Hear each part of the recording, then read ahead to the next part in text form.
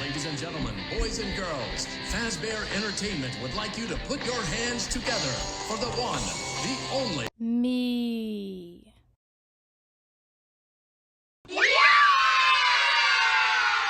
So, Five Nights at Freddy's, the most jaw-dropping, heart-stopping, cheek-a-rizzing franchise created by Scott Cawthon, who created such masterpieces like Pilgrim's Progress. After getting viral from creators such as Markiplier, Jacksepticeye, Corey Kenshin, and PewDiePie, the FNAf series was getting a lot of money in merchandise, and especially fan games. For as long as the FNAf community has existed, fan games have existed along with it. You have your mainstays like Candies, Flumpties, Pop Goes, etc. But out of all the copious amounts of FNAf fan games there are, one stands above all.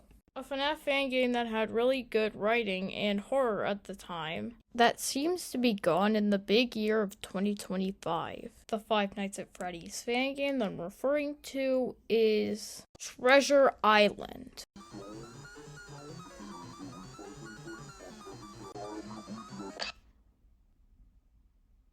For those of you who have no idea what I'm talking about, Five Nights at Treasure Island was a Five Nights at Freddy's fan game based on a creepypasta, internet ghost stories, about us going into an abandoned part of Disney World where we see Mickey Mouse and then he takes off his head and then a bunch of other stuff happens. Anyways, it's pretty clear when looking at the game's visuals, it does not stand the test of time compared to other things that came out later like Five Nights at Candies. I'm not saying the visuals are bad, but they just look outdated.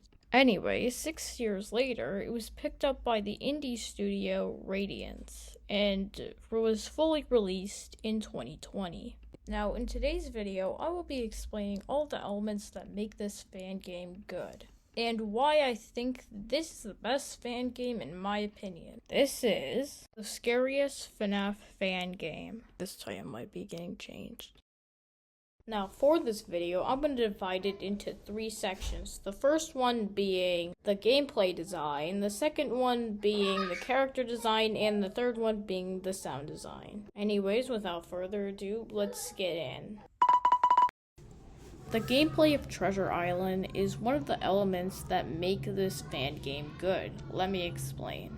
The fan game uses all its tools at its disposal to make it both fair and scary at the same time. The game starts out as an extremely simple loop, but over time, as the nights go by and by, it gets harder and harder until one of them jump scare you. And I'm not gonna lie, this is a really smart thing to do in your fan game. It challenges you on every single night by adding in a new obstacle. And with that out of the way, I'm pretty much done with this section. Alright, now for part 2.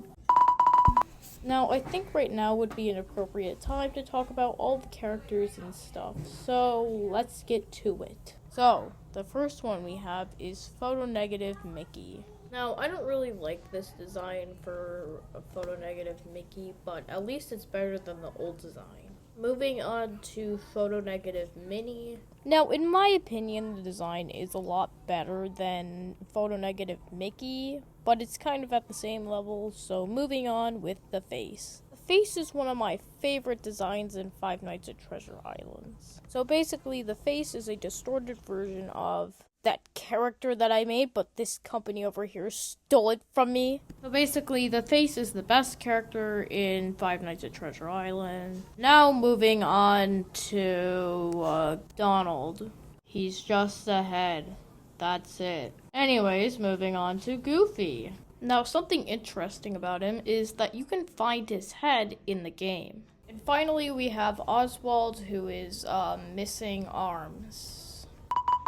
So what I'm basically meaning is, when I said the fan game is a really good fan game, is the sound design. Now, often when any of the mascots in Treasure Island enter your room, there's always a sound cue that plays. So most of the sound in this game comes from a door creaking, a character speaking to you, and a bunch more.